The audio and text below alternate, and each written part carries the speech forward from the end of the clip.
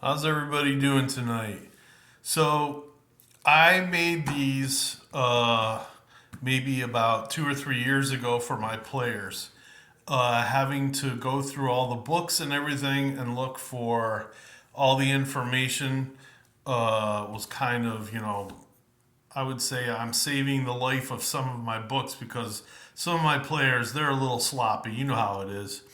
And these books are over 40 years old. So I made these character creators out of the kindness of my heart and to preserve my collection for my players. And this essentially sums up a lot of the information that you need to build a character, and it's all in like one little simple book here.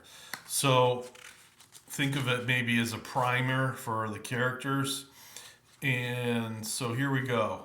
Basically, okay, here is all your ability scores all rolled up into one page. And of course, I did this on the computer years ago. I even fixed the second edition to first edition for the dexterity. There really wasn't anything else that had to be done, but it's got everything here. All the scores that are in the each player's handbook is here. For strength, we like to use it's first and second edition, essentially the same thing with the exception of weight allowance, max press, opening doors using a 20-sider as maybe a strength check as opposed to the 6-sider method that they had. You still have bend bars, lift gates, and then you got charisma. Really, whatever you're comfortable with. If you want to use the percentile check, you could do that. Otherwise, you could flip this and still use what is in the second edition, which I think is just 20-sided type rolls. For dexterity, again, I scaled it back to the first edition and it is +3. You can double check this if you want. I believe I also looked through Oriental Adventures, and this +3 was there as well. Constitution is still essentially the same thing. Again, if your guy has a higher than 19, which I don't think is possible, unless maybe they're a half orc or whatever. But this has everything there included. Intelligence is the same as first. Wisdom, everything is the same as first. So this is just the beginning. You might want to look at scores. Then I have a quick sheet for all the races. You've got dwarves, +1 con, -1 charisma, and then it's got the min maxes here. So again, they don't have to look through the books. They can just quickly look through this. It tells them all the things that they can do. They get bonuses to saving throws, poison spells, speak dwarven common for free, and then it tells them what they can also pick at any distance. Basically, it's got their dwarven abilities right here. Melee combat. It's got the to hit rolls. I'm not going to go through every race, but I have summed up everything. For elves, I did have to tinker around a little bit.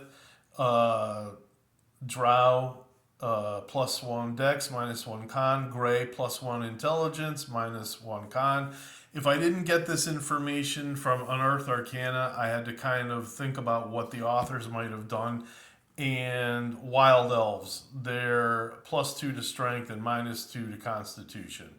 So that's the one thing my players were like, "Are you sure?" And I said, "Yep, that's what we're doing with wild elves," because they actually have quite a few penalties. I think they can only speak Elvish and maybe one other language. I'm not sure. There's a few other things that penalize them. They're just really awkward when it comes to social interaction in a town. Anybody except for other elves. Again, the min max for elves. you can ignore this. It's something that I stopped doing. Let's see. Gnomes, half elves, halflings. Again, oh, and half orcs. Let's see. I think this information is correct. So after this, you've got probably the classes. I took these photocopies right from the second printing of the what is it? The DM screens. This was included inside it, and it has the basically the quick rundown of what's allowable in each class. Tells you what you need, say for a ranger, of what you need for class minimums. Same thing with the paladin. It lets you know what you need to have the plus 10% experience points. And, well, actually, put this in this twice. That's kind of weird. But anyway, here we go. So let's see. So all right, I've got all the career paths by race. So we'll say surface dwarfs because the Duergar, which is a playable race thanks to Unearthed Arcana. You've got fighter, thief,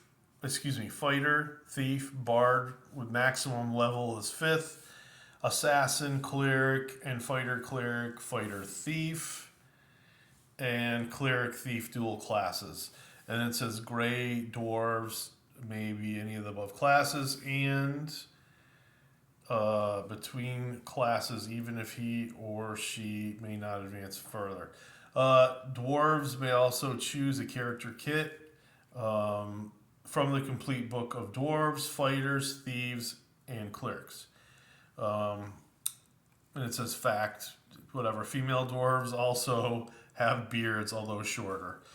You can talk about that amongst yourselves. So again, I've got everything for elves, and then there's no maximums here, but on these pages, I took this directly from Unearthed Arcana. Again, I had lots of time years ago. Basically, again, the thief is unlimited. And then it says how far they can go as an assassin, depending. Down below, I tell you what they need to pull that off. What strength, what intelligence, whatever you need for whatever class. So this right here, it shows the ability score and even the higher strength scores. And then, of course, if you get magic items, they can raise this even above racial norms. It says how far they can go. And these two numbers represent, the first number represents a multi-class character, and the second number represents single class. So if you're just going to be a fighter, you could go to 8th level. If you have a 15 or higher strength, or you should say 15 strength, but that same character, if they had, say, 18 strength, they could go 10th level if they were. So all the information is here to look at for somebody that's just rolling up a character. You've got elves, you've got every type of elven. Look at this: dark male, dark female, all others, all elves, assassins, elven fighters. Again, if you don't want to spend too much time reading the books, or say you've read the books and you just need something to kind of remember everything. So that's that. Oh my gosh, I'm having trouble here. All right, here we go. And then you've got elven magic users, dark males, dark females, gray, high, valley, wood, and I got elven rangers, clerics, all that stuff. I think I've got the dividing line here because it separates the half-orcs. Half-orcs can become clerics, fighters, thieves, and assassins. That's all they can do in the first edition anyway. Gnomes, here we go. Uh, you've got fighter, illusionist, thief, and assassin. Um, let's see, there's got to be, I think, one more page. Yep, halflings. Again, it's got all. Oh yeah, it's got the three different types of halflings, and then the thief, half elves, what they can become, and then of course down here you got to read the busy work. It tells you again how far you can go. So I've got an explanation of level limitations myself.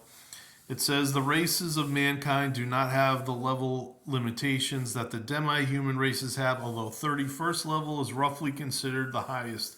In my game, no player has ever advanced the 31st level anyway. Humans are not gifted with the inherent powers that some demi-humans receive, and are certainly at a disadvantage in darkness. Furthermore, all demi-humans have extra built-in abilities and can see in the dark. These are just a few reasons for level restrictions. Let's face it, everyone would play demi-humans, leaving humans behind if they could. It just comes down to game balance. Do not worry about leveling up, as everything usually works out. Good play and a useful combination of magic items can see your character live a long time. It's good to multi-class as a thief because they can keep gaining levels and can be neutral good alignment. It is assumed that they have had plenty of years to deduce who they are and what morals they possess, except for the half-orc, that is. If you do get a ring of three wishes, use them wisely. Sometimes personal gains are less important than finishing a quest or the death of an important ally. This is so important, but once you get a ring of wishes, a lot of people just become super greedy, don't know how to word wishes, and end up killing their own character. As a DM to another DM out there, do not ever give them the benefit of the doubt. If there is a way that you can warp their talking of wording in the wish, then they deserve what they get. If they want, they can write down exactly what they say word for word.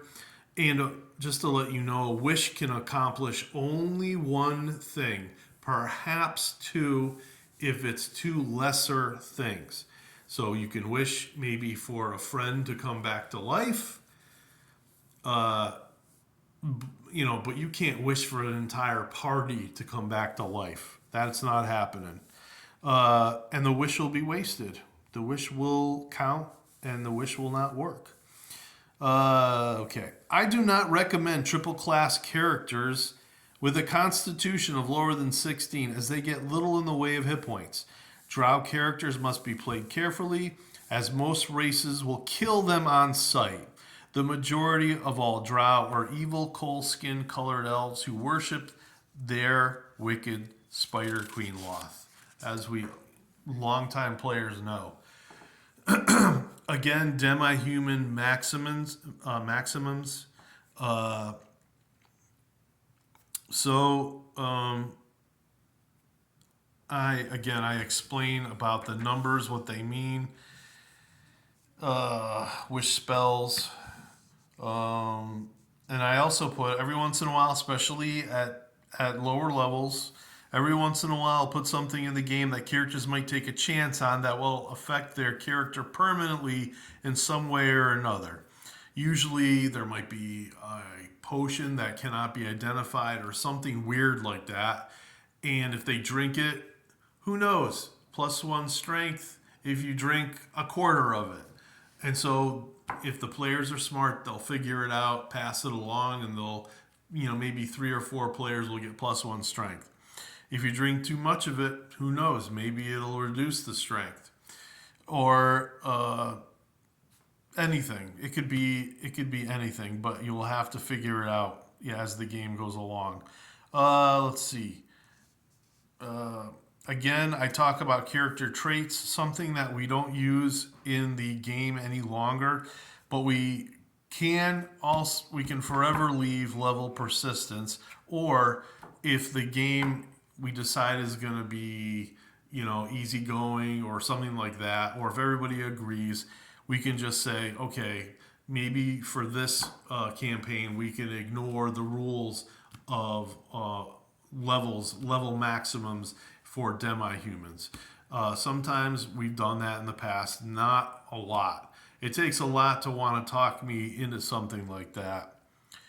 I just have to say, special note on this as well. In the case of the Elven Assassin, the Unearth Arcana book is incorrect. A higher dexterity and not wisdom is needed to advance in levels.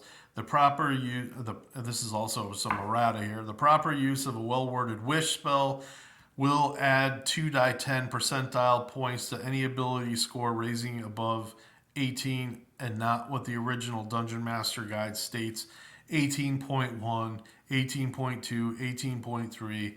We're not doing that. I'd rather use the Cavalier type percentile after what they get. And I'm giving the player a bonus too. But, I mean, look at it. You're probably going to need a bunch of wishes to get a bonus like that, to get up to the next thing. All right, so I don't know what you think about that. It's 16 minutes in, and I've talked my throat sore.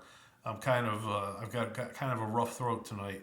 All right, so I hope you enjoyed this. Thank you.